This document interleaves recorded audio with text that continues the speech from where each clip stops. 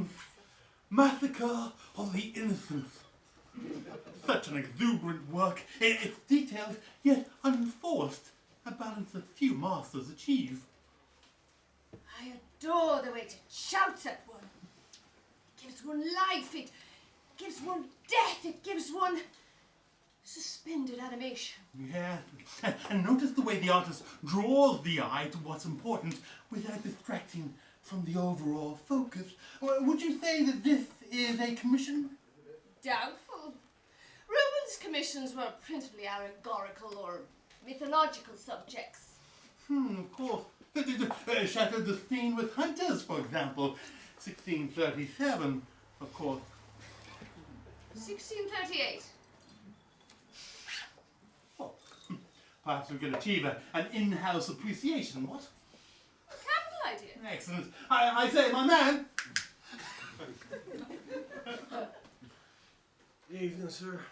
How can I help? I assume you work here? 25 years, sir. Man and boy. Yeah, excellent. In that case, my associate and I would appreciate your views on the Baroque.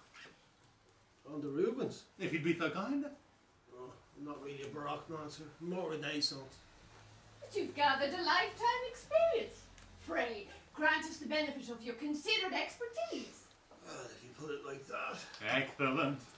We adore the exuberance of the work, its sensual movement. Tell us, where do you stand on it? Stand? What does it give you? Honestly. Well, of course. Well, if I'm being honest, it gives me a headache. I beg your pardon? That's a mess. With all those dismembered limbs lying about. All that Flemish flesh. I can't tell who owns what. I'll give you for instance. Do you see that decapitated cherub there? Well, below the cherub, there's a severed leg. Who does that leg belong to? The garroted serving wench? Or the disemboweled eunuch? You can't tell. It's a mess. What on earth are you talking about? This is one of the finest examples of 17th century art. It's valued at 64 million euros. Alright, it's an expensive mess. Still a mess. Now, if you're looking for talent, Leonardo da Vinci's the boy for you. Leo was prolific. On a good day, he could paint a master in the morning, design a building in the afternoon, and invent the helicopter before he had his Horlicks. Leonardo da Vinci was a polymathic genius whose powers of invention were equalled only by his infinite curiosity. He was a scientist, a botanist, a mathematician. What else was he? Gay. No offense. Live and let live. But take it from me, Mona Lisa's not wearing that smile because Leo had just slipped her one. What exactly is your employment here? I'm the caretaker. Oh, come on, we're wasting our time. Still, if you're a fan of Rubens, who might argue? He's everywhere. Bought the missus a box of chocolates last week. Guess who was on the lid? Bloody Rubens. So, you're the caretaker. Head caretaker. We assumed you were a guide. I am a guide of sorts. When the punters ask where the toilets are, I direct them to the Pizarros. Well, if you can direct us, we're looking for the host. The Damien. Now there's a charlatan for you. That fella doesn't even use a paintbrush. At least Rubens did that. Hurst is a genius. Here's the physical possibility of life in the mind of somebody living. Here's simultaneously a piece of work of life and death incarnate. It's a visceral experience. An icon piece of contemporary work. And what is it, a shark in a tank? A fish floating in formaldehyde is hardly the Sistine Chapel. He's obviously fooled you as well. There's only one fool here. Direct us to the Hurst, and then you can resume your duties. I assume you have a floor to scrub. Or a Pissarro to clean. No doubt he's a specialist. So you two are critics. You know what they say about critics? Critics are like eunuchs in a harem. Eunuch in a harem. What do you mean? You've seen it done loads of times, but you can't do it yourselves. Identification, s'il vous plaît. But you're a manual worker. Why would you want our ID? Head of security. We have been invited in our professional capacity to preview the Hearst. Now kindly show us where it is. Well, if you've been invited here, you'll have invites, won't you?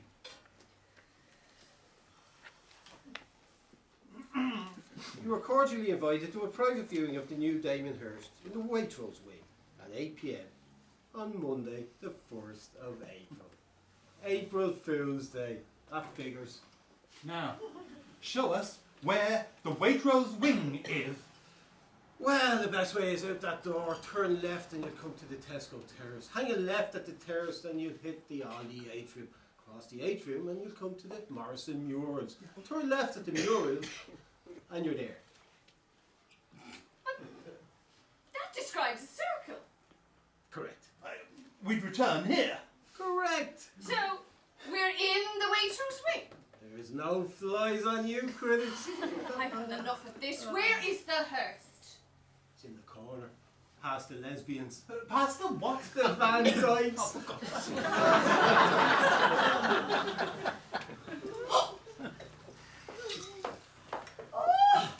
Ingenious! Extraordinary.